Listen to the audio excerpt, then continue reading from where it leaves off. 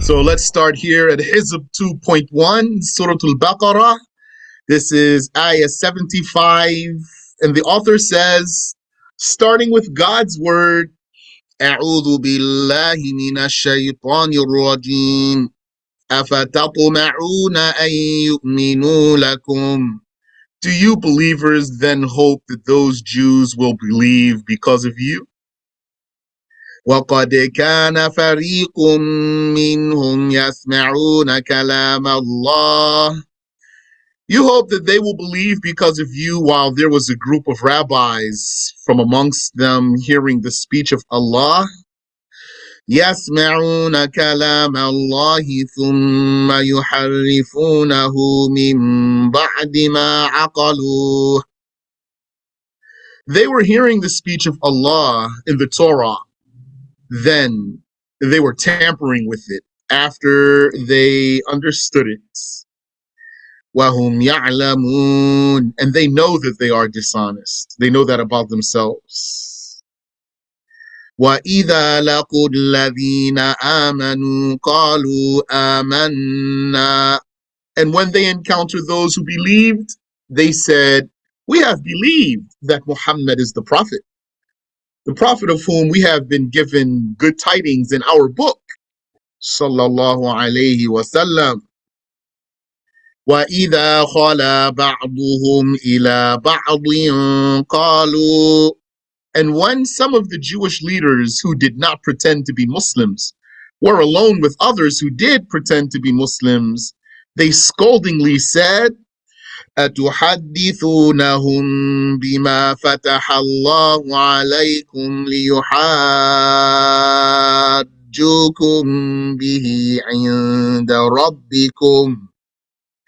Do you talk to them of what Allah has disclosed to you of the description of Muhammad, so that they use it as evidence against you to your Lord? So that they use what is in your book as an argument against you? Or so that they will be witnesses against you in the afterlife? Yani, this means you're talking too much. You're telling those Muslims, you're confessing to them while you show yourselves to them to be Muslims.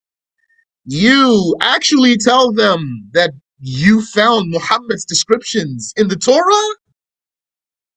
أَفَلَا تَعْقِلُونَ. Do you not use your minds? Do not do that. You are exposing us. أَوَلَا يَعْلَمُونَ أَنَّ اللَّهَ يَعْلَمُ مَا يُسِرُّونَ وَمَا يُعْلِنُونَ. Do they not know that Allah, He knows what they keep secret, like their disbelief, and what they show, like their display of Islam? Do they not know that so that they would refrain from doing what they are doing? Do they not know, Yani? Why don't they not do that? Don't they know? وَمِنْهُمْ أُمِّيُّونَ لَا يَعْلَمُونَ الْكِتَابَ. And among the Jews are illiterate laymen who do not know how to read and thus verify what is in the book of the Torah. إِلَّا أَمَانِي. Rather, they have false hopes. Yani, they don't have any reference. They don't have knowledge. They cannot read so that they can verify. They can't go into the books, yani, into the Torah, and then verify what's there. They just go off of heresy, and hope that they are upon what's true. So that's like so many people too. Especially Wahhabis are like that. They have no idea. And as for the layman Muslim who's learning from right people, from who's learning correct knowledge, sometimes some of the Muslims are similar to this. That means they can't read the Quran, they can't read the hadiths, they can't read the books of the scholars. So what do they have then? They have trustworthy teachers. Some people, though, they lack all of those, and they don't have trustworthy teachers. And so they get deceived. And then they are very confident while they have no idea. إِلَّا أَمَانِي. They have nothing but false hopes. وَإِنْهُمْ إِلَّا يَظُنُّونَ. And they do nothing more than assume. فَوَيْلٌ لِلَّذِينَ يَكْتُبُونَ الْكِتَابَ بِأَيْدِيهِمْ. So woe to those Jews who rewrite the book with their own hands. ثُمَّ يَقُولُونَ هَذَا مِنْ عِنْدِ اللَّهِ. Then they say, this is from Allah. لِيَشْتَرُوا بِهِ ثَمَنًا قَلِيلًا. So that they may sell it for a meager price of this world. Yani, so that they could just keep their rabbi position. فَوَيْلٌ لَهُم مِّمَّا كَتَبَتْ أَيْدِيهِمْ. So woe to them for what their hands wrote. وَوَيْلٌ لَهُم مِّمَّا يَكْسِبُونَ. And woe to them for what bribes they acquire.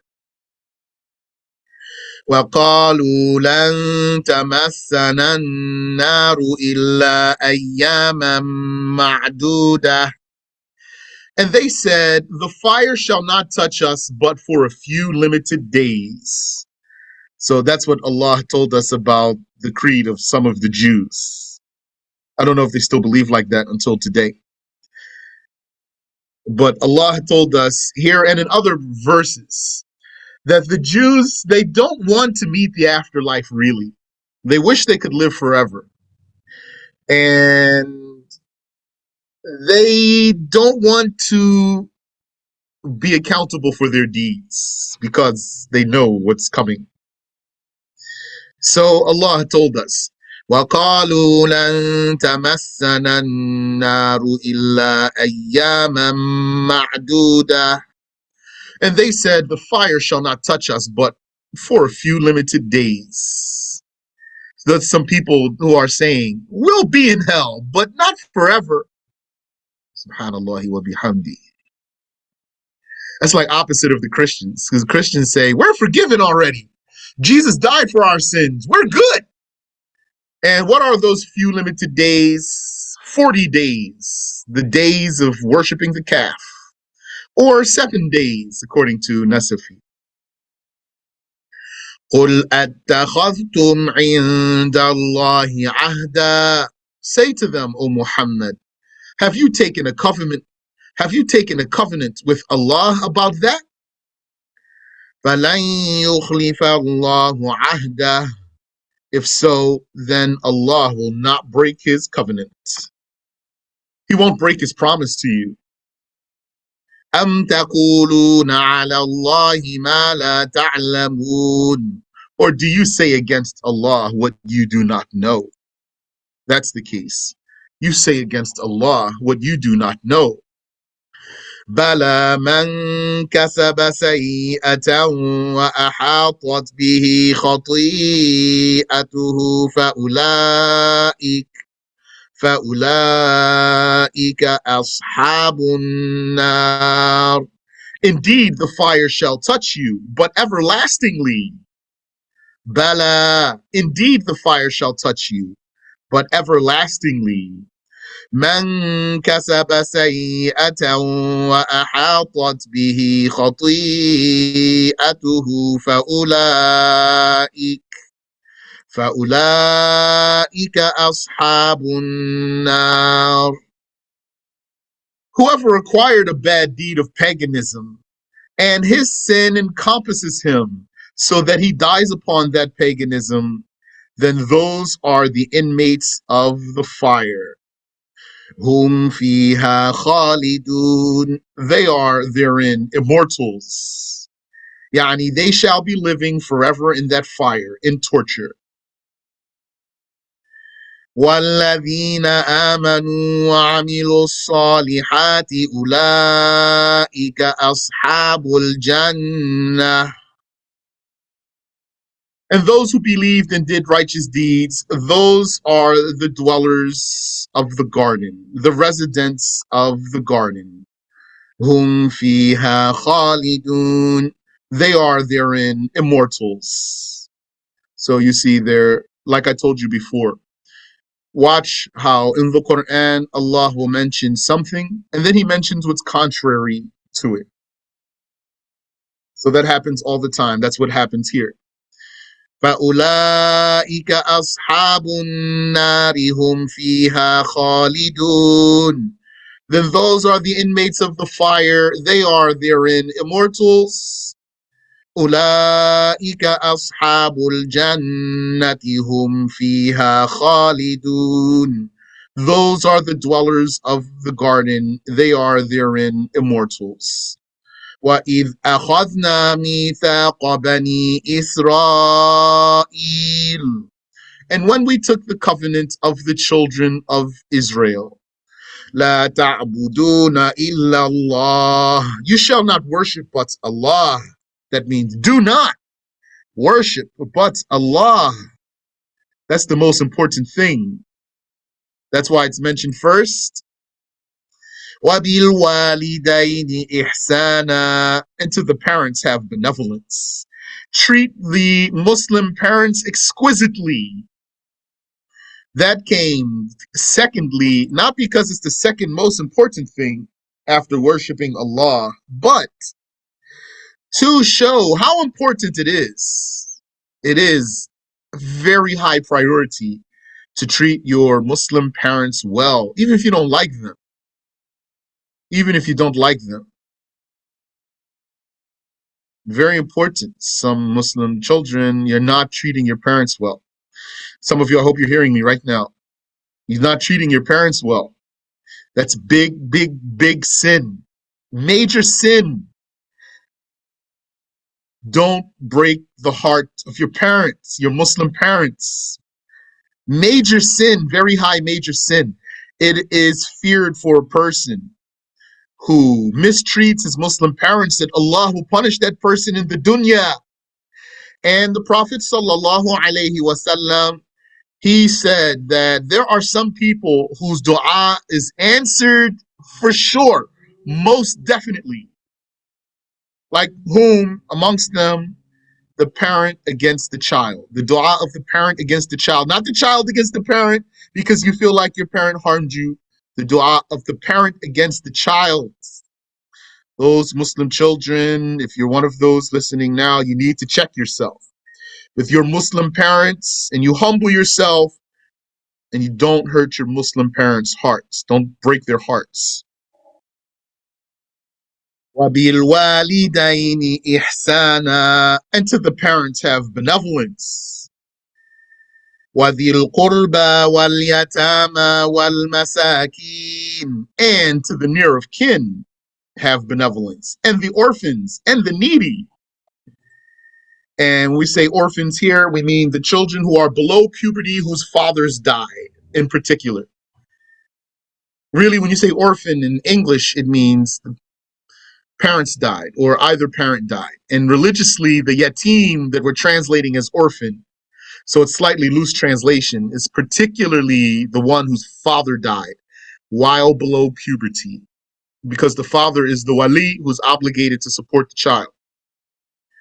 وَقُولُوا لِلنَّاسِ حُسْنًا. And say to the people what is inherently good, of bidding the good and forbidding the evil. And following Muhammad sallallahu alayhi wasallam and being considerate. وَأَقِيمُوا الصَّلَاةَ وَآتُوا الزَّكَاةَ. And observe the prayer and pay the zakah. Observing the prayer means performing it on time, constantly, and correctly, of course. All of that was a covenant, yani, it was commanded of the children of Israel. ثُمَّ تَوَلَّيْتُمْ إِلَّا قَلِيلًا مِّنكُمْ. Then you accepted that covenant, but then you turned away from it, except for a few of you. وَأَنْتُمْ مُعْرِضُونَ. And like your ancestors, you are indeed a people who turn away from your promises, O Jews. Subhanallah. He says, someone asked here, when it comes to breaking the hearts of parents, does it still apply after they are married?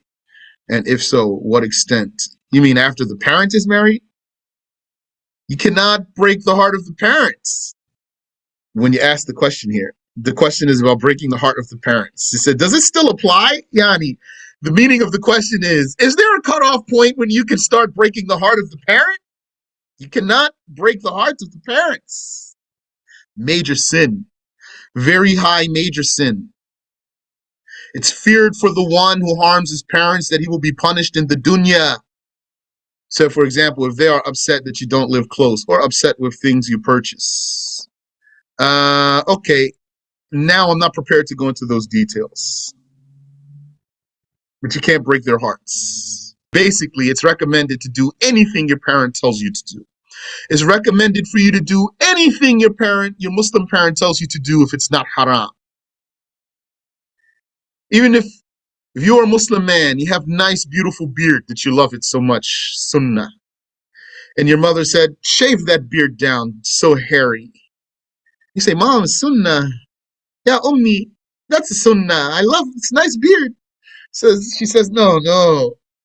Look at you, so hairy face. You need to shave it down. Shave it down. Say, Mom, sunnah. Yani, khalas, shave it down. In this case, you can't.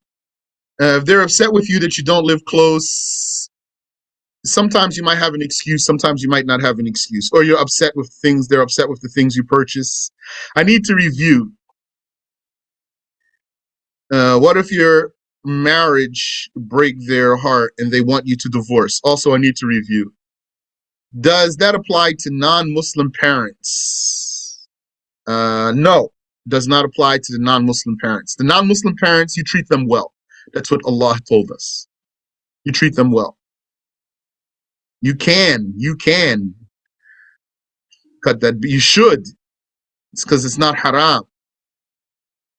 If your parent, Muslim mother or father, told you to. Ameen wa fikum.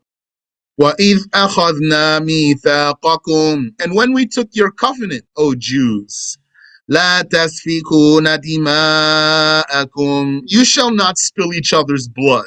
Yani, do not kill each other. Don't kill your own kind. وَلَا تُخْرِجُونَ أَنفُسَكُمْ مِنْ دِيَارِكُمْ. And you shall not expel yourselves from your homes. Don't drive your own kind out of their homes. ثُمَّ أَقْرَرْتُمْ وَأَنْتُمْ تَشْهَدُونَ. Then you agreed to that covenant as witnesses against yourselves. ثُمَّ أَنْتُمْ هَؤُلَاءِ تَقْتُلُونَ أَنفُسَكُمْ. Then you are those killing yourselves. تقتلون أنفسكم وتخرجون فريقا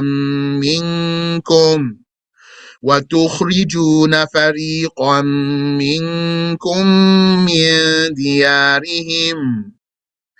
Killing yourselves, yani killing your own kind and expelling each other from your homes. Killing and expelling a group of your own from their homes.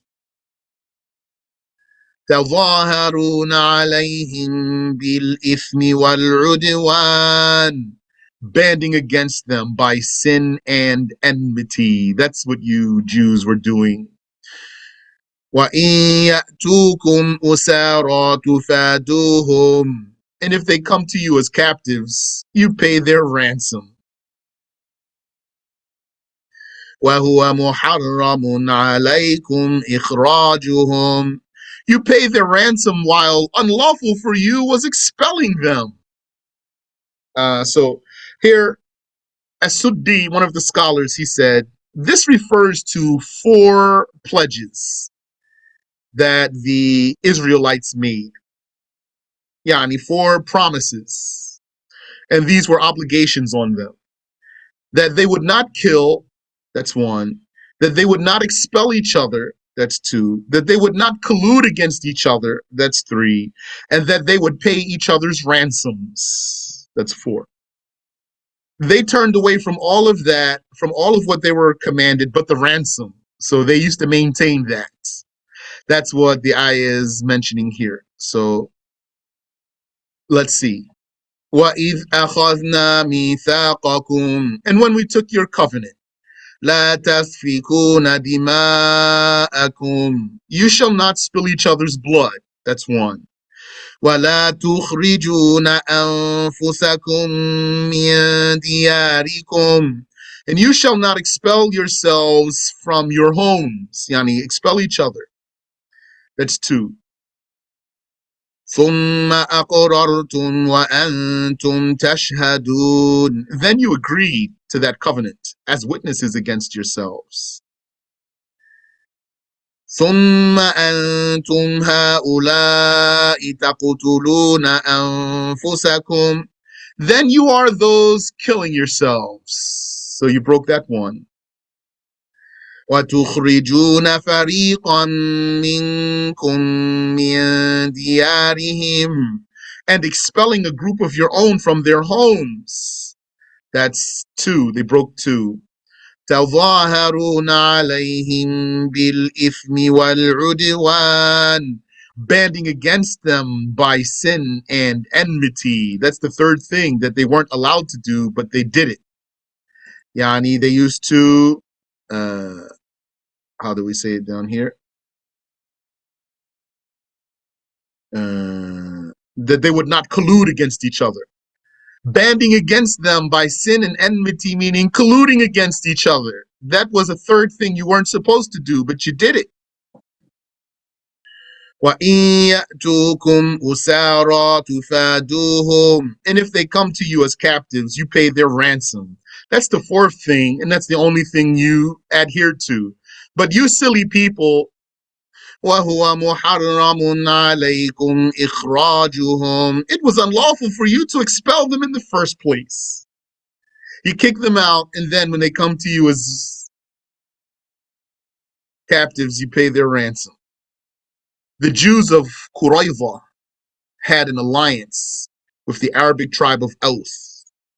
And the Jews of Nadir had an alliance with the Arabic tribe of Khazraj. So we're talking about the city of Medina, formerly known as Yathrib. So there were two main tribes of Yathrib, as you know, Al-Aus and Al-Khazraj. So Qurayza had an alliance with Aus, and Nadir had an alliance with Khazraj. But every member of an alliance would fight against a fellow ally, thus destroying each other's homes and expelling one another, taking prisoners and ransoming them. When they were asked, why do you fight them and then pay their ransom? They would reply, because we have been commanded to pay each other's ransoms. And if they were asked, so why do you fight them then? They would say, for fear that our allies would be humiliated. And these silly people. أَفَتُؤْمِنُونَ بِبَعْضِ الْكِتَابِ وَتَكْفُرُونَ بِبَعْضٍ, do you then believe in part of the book and pay the ransom, and disbelieve in the other and kill and expel? And this part of the ayah here, it has a broader application. أَفَتُؤْمِنُونَ بِبَعْضِ الْكِتَابِ وَتَكْفُرُونَ بِبَعْضٍ, do you believe in some of the book and disbelieve in other parts of the book? That has broader application. The words of this, although the context is about the Jews, but the wording itself is applicable to Wahhabis, for example, and others. You believe in some of the book, but you disregard some of it. فَمَا جَزَاءُ مَنْ يَفْعَلُ ذَلِكَ مِنْكُمْ إِلَّا خِزْيٌ فِي الْحَيَاةِ الدُّنْيَا, what then is the recompense of whoever does that among you, but disgrace in the earthly life? وَيَوْمَ الْقِيَامَةِ يُرَدُّونَ إِلَىٰ أَشَدِّ الْعَذَابِ, and on resurrection day, they shall be submitted to the most excruciating of torture. وَمَا اللَّهُ بِغَافِلٍ عَمَّا تَعْمَلُونَ, and Allah is not heedless of what you do. أولئك الذين اشتروا الحياة الدنيا بالآخرة. They are those who purchased the earthly life at the price of the afterlife. They preferred the dunya over the afterlife. فلا يخفف عنهم العذاب ولا هم ينصرون. So the torture shall not be lightened for them, nor will they be defended. وَلَقَدْ آتَيْنَا مُوسَى الْكِتَابَ. And we swear, we indeed gave Moses the book of the Torah. وَقَفَّيْنَا مِن بَعْدِهِ بِالرُّسُلِ. And we made come after him those other prophets who were sent. The prophets between Moses and Jesus, who were not law-bearing messengers. They were not law-bringers. They were renovators of the previous lawbringers' law, meaning they were upholders of the Torah. They implemented the sacred law of Moses in the Torah until Jesus came with the new law. وَقَفَّيْنَا مِن بَعْدِهِ بِالرُّسُلِ. And we made come after him those other prophets who were sent. وَآتَيْنَا عِيسَى بِنَ مَرْيَمَ الْبَيِّنَاتِ. And we gave Jesus, son of Mary, clear miracles. Al-Bayinat, the proofs. Al-Bayinat means the proofs, and the proofs here are the miracles. The word that the scholars of Creed use for miracles is mu'jiza, like we learned before. Mu'jiza, miracles. This word mu'jiza is not mentioned in the Quran. That's a term of the scholars. And what's mentioned in the Quran for the mu'jizat of the prophets is al-bayinat, the proofs, and also al-ayat, the signs. And Prophet Isa alayhi salam, as you know, he was doing so many miracles, successive miracles, miracle after miracle, alayhi salatu wassalam. وَأَيَّدْنَاهُ بِرُوحِ الْقُدُسِ. And we strengthened him by granting him the company of Gabriel, the Holy Spirit, or the Holy Soul. Alayhi salatu wassalam. Yani the presence of the angel. Yani Gabriel used to accompany Jesus. He used to accompany him. And so by the blessing of the angel, there Jesus used to benefit. Like the scholars said about Muhammad too, sallallahu alayhi wa sallam. They said one of the wisdoms, amongst others, of the Quran being revealed in pieces is for Muhammad to encounter the angel again and again. So he will benefit from that, just encountering the angel, not only getting the Quran from the angel, but encountering him and being in his presence. This is a blessing for him. أَفَكُلَّمَا جَاءَكُمْ رَسُولٌ بِمَا لَا تَهْوَى أَنفُسُكُمُ اسْتَكْبَرْتُمْ.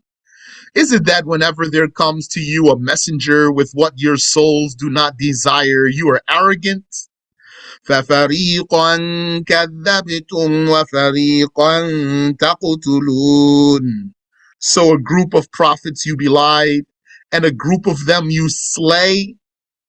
That's what you do, you Jews. That's what you did. وَقَالُوا قُلُوبُنَا غُلْفٌ. And they mockingly said to the Prophet sallallahu alaihi wasallam, our hearts are created covered. بَلْ لَعَنَهُمُ اللَّهُ بِكُفْرِهِمْ. Rather than their hearts being created with a cover, the case is that Allah has cursed them for their blasphemy. They are a damned people, cursed people. فَقَلِيلًا مَا يُؤْمِنُونَ. Thus, so little do they believe, meaning they believe very little or not at all. وَلَمَّا جَاءَهُمْ كِتَابٌ مِّنْ عِندِ اللَّهِ مُصَدِّقٌ لِمَا مَعَهُمْ. And when there came to them a Quran book from Allah, verifying what Torah they have, they rejected it. وَكَانُوا مِن قَبْلُ يَسْتَفْتِحُونَ عَلَى الَّذِينَ كَفَرُوا. While in the past, they used to pray for victory against those who disbelieved. They were Muslims, supplicating, "Oh God, support us by the Prophet sent at the end of time." Because all the Muslim nations believed in Prophet Muhammad sallallahu alaihi wasallam. All the prophets taught their followers about the Prophet of the end of time. And they used to believe in the nation of the last prophet too. Praise and thanks are due to Allah for making us amongst the nation of the last prophet. That's a big privilege and advantage that Allah gave us.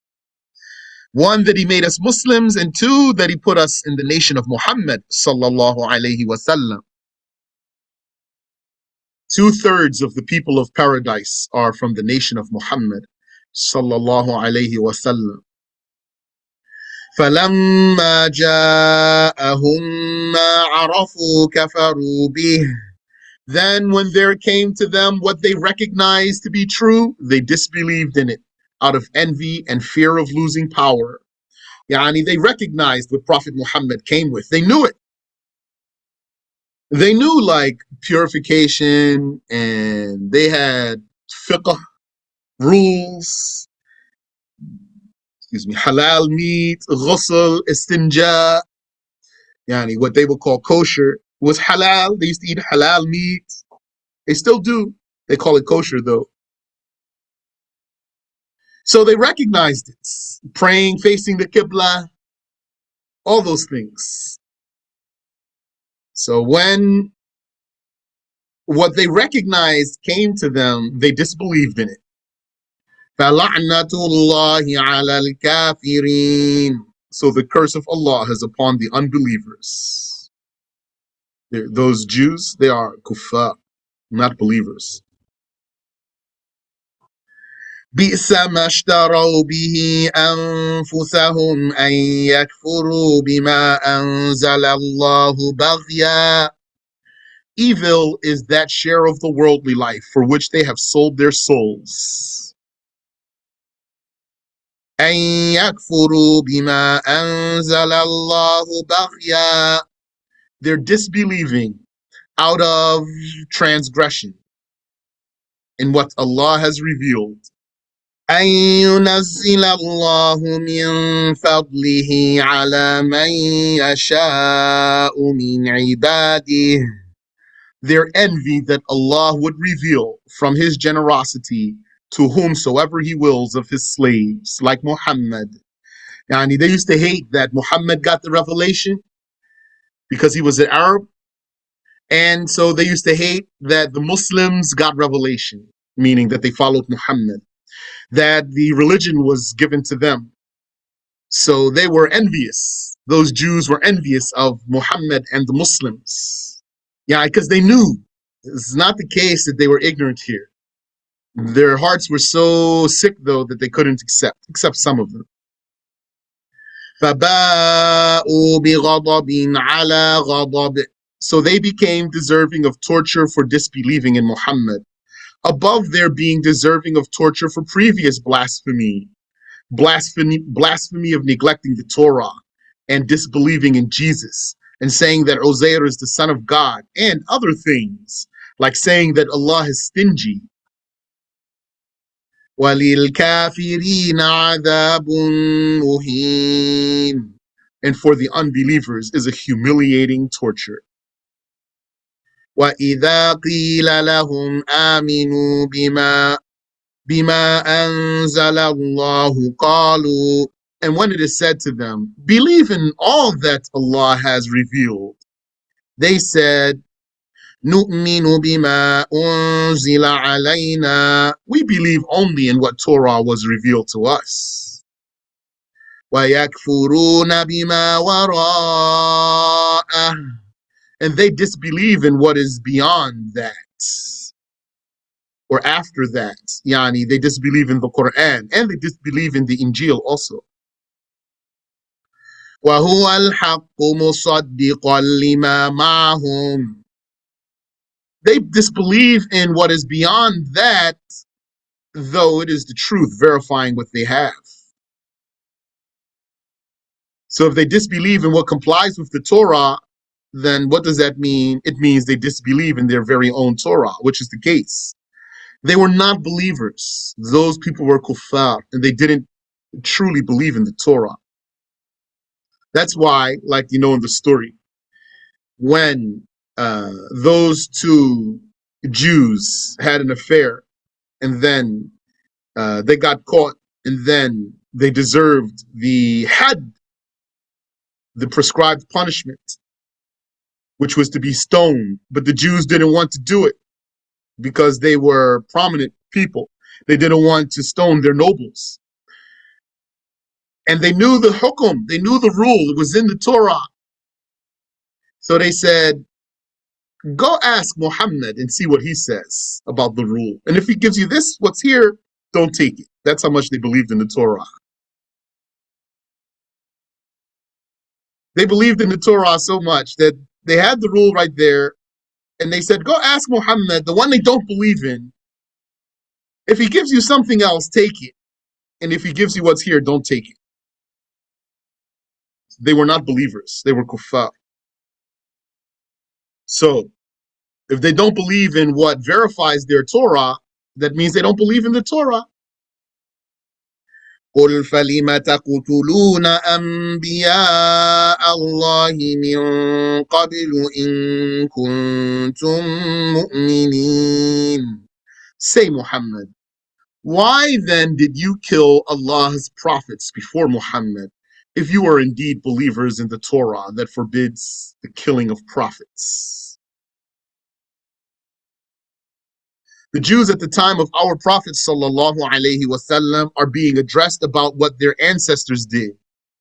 When it says, فَلِمَ تَقْتُلُونَ أَنْبِيَاءَ اللَّهِ. Why do you kill the prophets of God? That was their ancestors who did it, though. But the verse is posed as if they did the killing because they approved of what their ancestors did. صَدَقَ اللَّهُ الْعَظِيمُ. Allah the Great said the truth. We'll stop there. Do you have any question I can answer for you? I suggest also, if any of you need to apologize to your Muslim parent, do so. Your mother or your father, do so. Don't be too proud. Don't be arrogant. That's your Muslim parent. You're Muslim, that's your Muslim parent. Your Muslim parent has a right over you. You call your Muslim parent, go to your Muslim parent if you need to, and say, please forgive me for any harm that I did to you. And then from there, don't do it again. If they died, then you're going to have to ask Allah for forgiveness. And hopefully you'll be safe on Judgment Day. He said, I really love the next verse. Yeah, I wanted to keep going, but I just want to review first, inshallah. So that's as much as I have prepared for today. Ask Allah to bless my time. Then next time, inshallah, I'll have plenty prepared for you and we can go for a complete hour.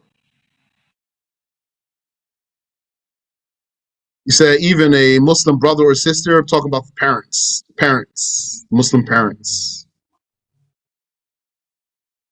Brother and sister don't have the same status. The parents are mentioned in the ayah for the importance of the parents. أَلَّا تَعْبُدُوا إِلَّا اللَّهَ وَبِالْوَالِدَيْنِ إِحْسَانًا. That you don't worship anyone but Allah and that you treat your parents well. SubhanAllah, those of you, if you have Muslim parents, you have no idea about those brothers and sisters whose parents were not Muslims, and they wish so bad they had Muslim parents. And they say, if our parents were Muslims, we would wash their feet and we would serve them. And maybe some of you have Muslim parents, and you'll curse them out and tell them, Allah knows what you're going to tell them. You said, what if whenever you call them, they lecture you and say bad things that sadden you? Then that's okay. You be patient with them. Not when I say it's okay, I don't mean it's okay for them to do that. But since they're your parents, then just be patient with them. Just be patient with them. Let them lecture you, etc. Because the same thing your parent can say to you, your Muslim parent could say to you, and you're a grown man with your own family, and go take that trash out. Sit down. Sit down, boy. You hear me talking to you? You might be bigger than your parent, stronger than your parent now. Don't make me bust you upside your head. They can't even hurt you anymore. What you gonna do? You're gonna lower your head and say, yes, mom, yes, dad, and sit down. That's it. I mean, and you too. I mean, yeah, don't say to your parent, don't ever say to your Muslim parent, who do you think you are? Or you did such and such to me, even if they did. Just say, Yani, even if you don't like your Muslim parent, let's say you don't even like them. What do you do? Say, but Allah commanded me to be good to this person just because this person is my Muslim parent. So I'm just going to have to bite my tongue and tolerate this person. It happens sometimes. The parents and the children don't get along still, though. You say, what if you had a child and they say they don't want to see the child, or they don't want to see the child if the mother is there? Then don't worry about it. Whatever bothers them, then don't subject them to it. If they don't want to see the child, then don't take the child to them. Do whatever your Muslim parents want you to do. If it's not haram. If you want, say to your Muslim parent who says that,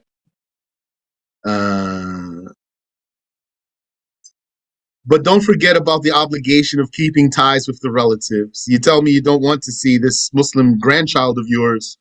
Don't forget about the obligation of keeping ties with the relatives. And then that's it. You advise them and then don't subject them to what they don't like. Yeah.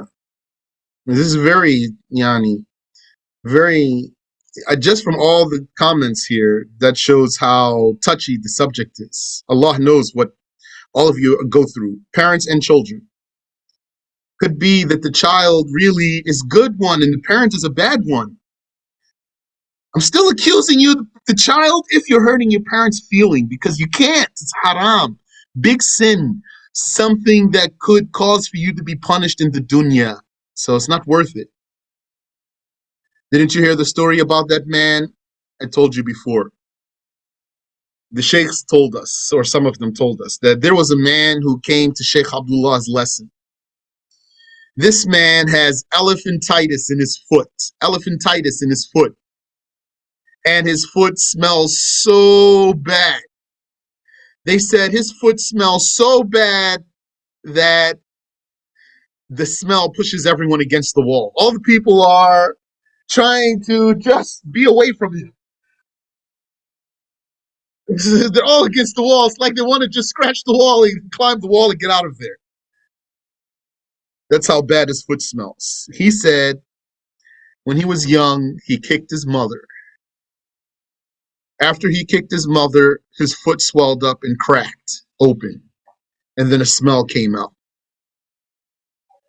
And they said that Sheikh Abdullah was not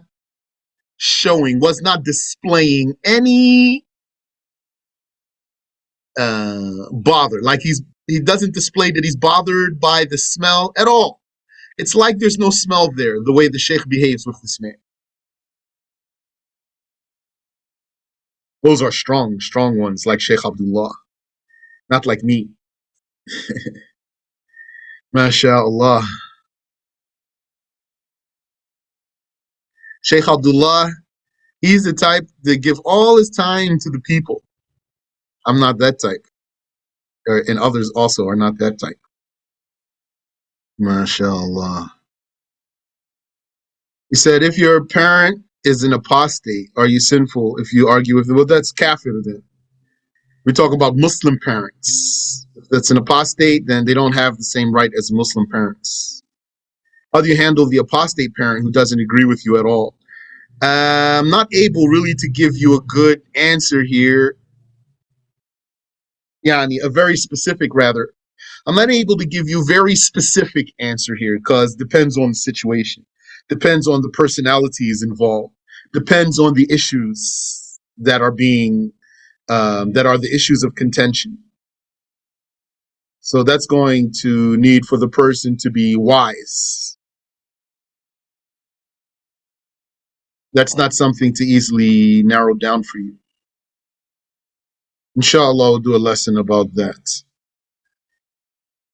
So what if they say your marriage is not a real marriage, but it's zina because the father didn't give the son in marriage? Because the father didn't give the son? Nobody has to give the son in marriage. A boy, once the boy reaches puberty, he doesn't need a guardian for a marriage contract. It's the girl who needs the guardian for the marriage contract, not the boy. He said, but I give a lot of time to you. Alhamdulillah, that's mercy from Allah. Some people try to squeeze more time out of me. One person, he's trying to get so much time out of me. I said, Habib, I'm not like Sheikh Abdullah. I'm not going to give you all my time. He said they believe that the father or uncles must give the son in marriage. So they need to learn.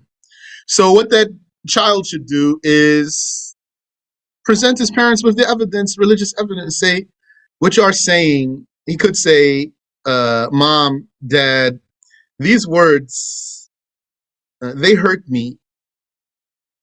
And it's religiously not accurate.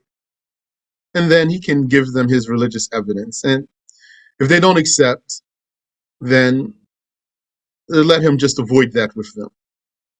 Is it permissible to make dua for your family to die as Muslims if some of them are not Muslim? Yes, for sure, yes. Ameen wa iyaakum, barakallahu feekum. It's my honor to be having these sessions with you. Subhanallah. Whenever I'm around the Muslims, I feel so humble to be with believers. Yeah, so if somebody's parents doesn't know about the religion, they're ignorant, then let them be clever with them so that they don't sin. He can let him deal with them in a way that reduces their sins, and let him stay humble towards them. And if he can benefit them and teach them somehow, then let him do what he can do. He said, is it gossiping to mention how your parents harmed you? Could be, but there are 6 excuses for gossip. 6 things that make gossip permissible. So review those 6, and then one would know if it's sinful or not. Ameen wa bikum. Subhanaka Allahumma wa bihamdik. Ashhadu an la ilaha illa anta astaghfiruka wa atubu ilayk.